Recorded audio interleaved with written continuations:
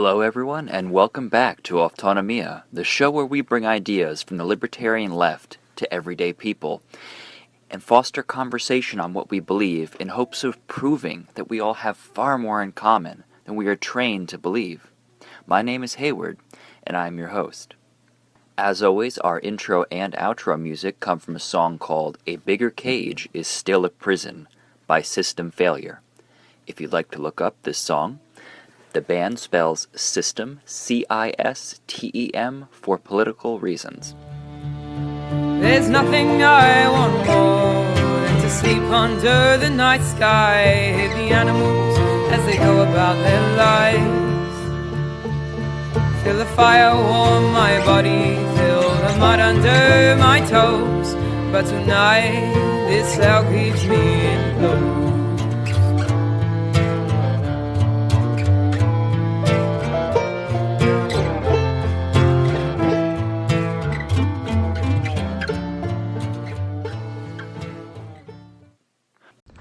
Hello everyone, and thank you again so much for tuning in. I really appreciate all of my listeners, and that means you, even if you're hate listening right now.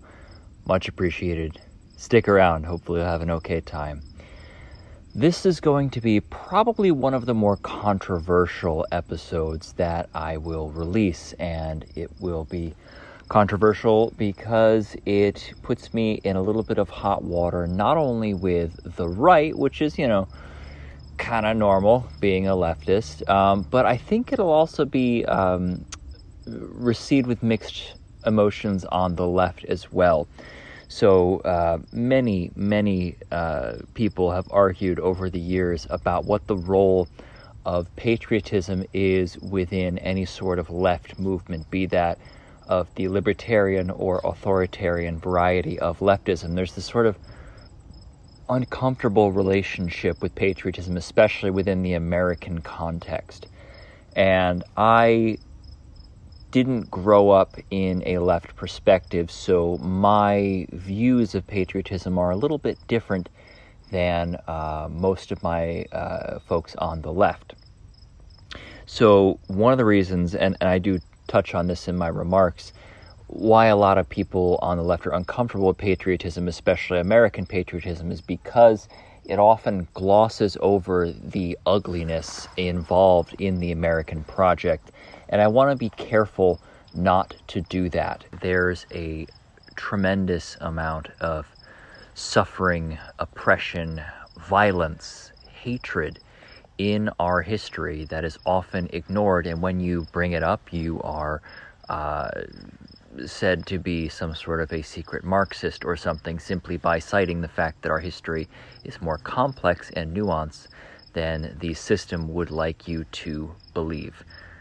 With that said, I think it is important to tailor your conversations to the language and cultural background of the people that you are speaking to. So I might talk to people that have a more conventional understanding of the American project and say, okay, if you believe in fighting against tyranny, because that is what you are told that our ancestors did, then you should be more in alignment, in my opinion, with my type of politics. And that allows for conversations to occur and creates a situation where we have trust and there's an open information exchange relationship that, I cannot stress this enough, would not exist if I didn't speak that language and meet these people where they are at, so we can make a bridge to have a connection and potentially build in a radical direction. Or at the very least, maybe those people that a year ago, if they didn't know me, might want to shoot me, maybe now see me as a person. And that doesn't include just me. My hope is to humanize the left, because the media apparatus out there that is, of course, controlled by people in positions of great power under the capitalist system, those folks don't want you to know who I am. Those folks don't want you to know who the left is, or the history, or the authentic truth of what leftism is for, and the fact that leftism, as we know it today, anti-capitalism, I should say, arose from a revulsion, a spiritual rejection of what is put out by what we now recognize as the right, the pro-capitalist wing of the political establishment. So what I'm trying to get at here is I think there is a tremendous utility in understanding the American cultural context if you are speaking to Americans. There are so many elements in our profoundly imperfect history that have kernels of radical potential. And yes, the more you go into the history, you may decide perhaps there are other revolutions that are a better role model for our goals. Perhaps there are other figures that are worth getting to know. But those people and those struggles, in my opinion, will never be known or acknowledged by a person unless you find some sort of shared common ground. So what I have here today is a recording, yet another recording of me on the Lee Elci Show. And you notice I put on a lot of these, and one of the reasons is because I think cross-partisan dialogue is essential. It's the whole purpose of this podcast is to foster conversation on what we believe in hopes of finding that we have more in common than we are trained to believe. And Lee has been very generous in saying it's okay to put out the content that is created by our collaboration.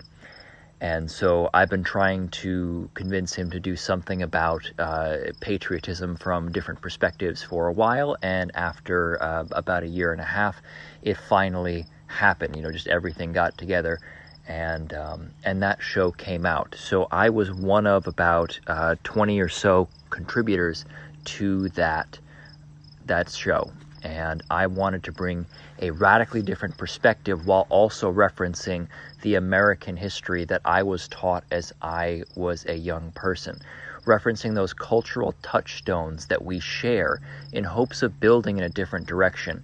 I hope to say, as a person raised on the right in a more conventional circumstance, I learned these bits of history, and I saw a direct line between that history that I learned and making me very open to much more radical ideas of revolution, because I believed the spirit of revolution. And even though the facts of that revolution, the facts of that movement are often glossed over, that spirit was given to me at a young age, and a lot of other people in this country have that shared experience. And to me, that is a place to start.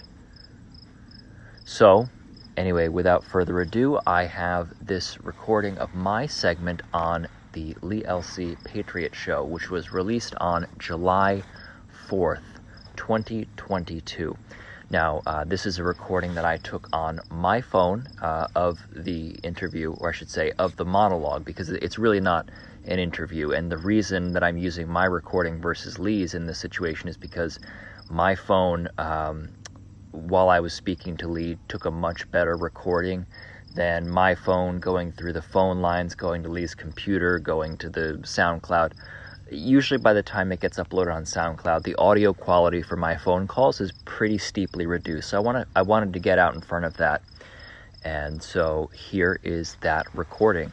I hope you enjoy it. I hope you find it interesting. And I hope, if you are one of my friends on the left, you find it useful as a means of trying to unite a rebellious spirit that is innate within the American people with a left perspective in hopes of trying to make a bigger movement than we currently have. Thank you so much. So, anytime you're ready, I am recording. Okay. Go. Hello, my name is Hayward Gatch. I'm a local activist and construction worker, and throughout all of my life, the idea of patriotism and the legacy of the Founding Fathers has been very central to my philosophy and my journey through life. And I carry that, or my understanding of that legacy, with me every day. And so thank you so much for having me on. We share the view that exploring different perspectives is important. And that's what I hope to do today. We've been hearing a lot of people's thoughts on patriotism, and I'm sure much of it people agree with, and more critically, probably doesn't challenge the preconceived notions of what patriotism is. And this, of course, is fine. But I think there's more to the story. My hope is to explore patriotism from a different point of view. And if the folks in the audience will be patient and hear me out, perhaps you all will find things that you find interesting. You may be challenged, you may be offended, but this is 94.9 News Now and stimulating talk. And I'm a person coming to you in good faith who values freedom and human prosperity to my very core. I am someone who draws deeply from the example of the founders and believe that the project of liberty is never finished when tyranny is always creeping, looking for more power over us. I am someone who has put themselves on the line for freedom and lives with permanent injuries from those confrontations with tyranny. And in this spirit, I come before you today to share how I see things. 2 or so years ago, Lee wrote a column about patriotism, and it contained some very nuanced points that prompted me to immediately write in and offer my voice to explore patriotism from a radically different perspective. And since then, this idea has been batted back and forth, and now we're finally here. Patriotism is a concept with a lot of cultural weight. It is everywhere and means a lot of things to a lot of people. And folks like me often shy away from it, if not outright run from it, because of its hyper-nationalist variants that have become the norm. And in my view, these are the establishment-approved version of patriotism. And to folks like me, this version is so dangerous that it can be counterproductive and even become something more like controlled opposition for those who believe in it. Emma Goldman, for example, one of history's most influential radical philosophers, once said people have as much liberty as they have the intelligence to want and the courage to take. She once penned a text called Patriotism, a Menace to Liberty. And she was eventually deported for organizing against World War I because she saw it for the pointless scam that it was. Another quote worth remembering is, "When injustice becomes law, resistance becomes duty." That, of course, being Thomas Jefferson. And maybe that quote holds a little bit more weight because it's someone whose patriotism to the American project is beyond question. But the point of the quote is hard to ignore. Sometimes government is your adversary, and few know that more explicitly than our founding fathers. That is why we have the First Amendment to organize resistance if wanted, and the Second Amendment to carry it out if needed. Here's another quote. To secure those rights, governments are instituted among men, deriving their just powers from the consent of the governed, that when any form of government becomes destructive to these ends, it is the right of the people to abolish it and institute a new government, laying its foundation on such principles and organizing its powers in such form as to them shall seem most likely to affect their safety and happiness. And that's from the Declaration of Independence, just after the opening that everyone remembers, but somehow this line gets forgotten, and I wonder if there's anything to its conspicuous absence from the public awareness. Another quote, "What makes an individual a patriot? One man's protagonist can be another man's betrayer. It is simply in the eye of the beholder. Which historical examples represent acts of treason and which are clear illustrations of courage? You may find the thin line of patriotism more blurry than bright." Lee Elci. "Heroism on command, senseless violence, and all the loathsome nonsense that goes by the name of patriotism. How passionately I hate them." Albert Einstein. "The tree of liberty must be refreshed from time to time with the blood of patriots and tyrants." Thomas Jefferson. "It is true, patriotism is not necessarily a display of red, white, and blue memorabilia. It should consist of conscious acts that reflect the ideals that we all should espouse, ideals that make us the envy of the planet and the beacon of burgeoning democracies around the world. Patriotism is the characteristic of a good citizen, the noblest passion that animates a person in the character of a citizen. It is the dedication to the principles on which our country was founded and a willingness to stand firm and fight for those beliefs, regardless of what the current future government seeks to cultivate. Lee Elci. Well, am I a patriot or am I a traitor? Well, in my view, the original patriots were traitors, all of them, to the crown. And so, is being a traitor today to be a patriot? Is a traitor the opposite of being a patriot? These patriots didn't call their enemies traitors, they were called loyalists.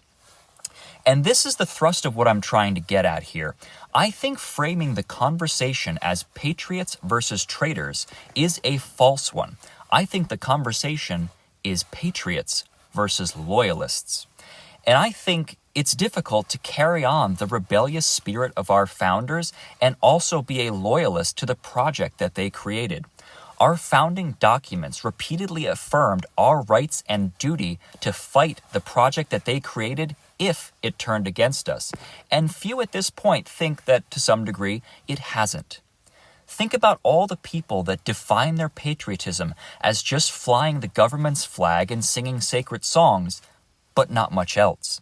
And to me, that's not patriotism. It's loyalism, plain and simple. And to me, as much as the example of loyalism is when people stand up against their government, as our founders did, and the self-identified patriots just wave their flags and cheer on the coming crackdown. And this is where I'll reference your comments about patriotism being not necessarily about waving a flag. We have been trained by the establishment to view patriotism as flying Old Glory and defending the institution of America at every chance we get. This, to me, is a menace to liberty. It is a form of idolatry, and when we focus on venerating symbols but betraying concepts, that's a problem to me.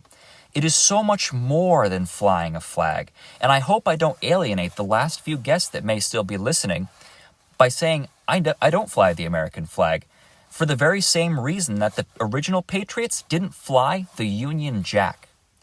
It represented a government that didn't represent them and oppressed them and needed to be resisted, not reappropriated. Instead, they designed a new flag to represent their new project and their goals. So I don't fly the red, white, and blue of the American Empire, even though I count the founding fathers in our founding documents at the very center and origin of my political philosophy. I fly the black flag of resistance because its symbolism is the polar inverse of the white flag of surrender and appeals to me very deeply, and I see a direct line of the spirit of the original patriots and where I stand now. Their words, far more than the symbols, have value to me. Their words are timeless and much harder to corrupt and subvert than the symbols and projects that they left behind. The establishment-approved version of patriotism to me is nothing but a distraction. It is a bait and switch of the resistance and heroism of the patriots for the flag-waving devotion of loyalism. If you transplant the attitudes of the patriots of today to 1776, an uncomfortable amount of them would sound like loyalists. And if their attitude were the norm back then, we might still be singing God Save the Queen. And our founders would be remembered as terrorists and traitors, language that today is used to describe modern dissenters to the modern empire. So if you haven't read Lee's article, give it a look. It opens the door to conversation in the depth that it deserves. The Patriots took a lot of time to discuss their ideas and goals and grappled with their disagreements together in good faith. And if we can step beyond the cheap knockoff of patriotism that we've been sold today, we might have a shot at honoring their legacy rather than desecrating it. So to all those still listening, happy Independence Day, and may we soon enjoy the freedom that our founders set out to create. Thank you. Say your name again at the end. My name is Hayward Gatch. I am a local activist and construction worker. who has been in this area for quite some time, doing what I can to further the project of liberty, because I believe it's a God-given right. Dude, that was awesome, man. Thank you for the kudos, and I appreciate it. And I appreciate you quoting what you quoted. That's very nice of you to do that. I think it was a great article because, what you gestured to there, it's more than just the flag waving. Like, if all you do is wave the flag, but you're not standing up for your rights being eroded, what legacy are you creating? I couldn't agree with you more, man, honestly. I mean, that was part of I'm glad. I mean, not everybody got that, but thank you for picking up on that. That's good. I think it's so importantly, and hopefully I don't offend too many people, but I thought what you did was great. I thought it was. I mean, listen, you're gonna obviously it's gonna be a hiccup compared to what the other ones are, but I think it's great. I think it's it's certainly going to be well placed. I'll put it certainly at the prime time so people can hear it. Well, I very much appreciate that, Lee. Much appreciated. You have yourself a great day. You too, buddy. You going back to work? Maybe if I feel like it. I'll see you later. Thanks. See ya. 'Cause there's nothing I want more than to sleep under the night sky. The animals as they go about their lives. Feel the fire warm my body, feel the mud under my toes. But tonight this hell keeps me enclosed. For if we don't have our freedom, if we are captured by their iron hands, then the vision for fire, it burns so much more bright. There's no justice in the system, a bigger cage is still a prison. Well, I hope that somewhere someone breaks free tonight.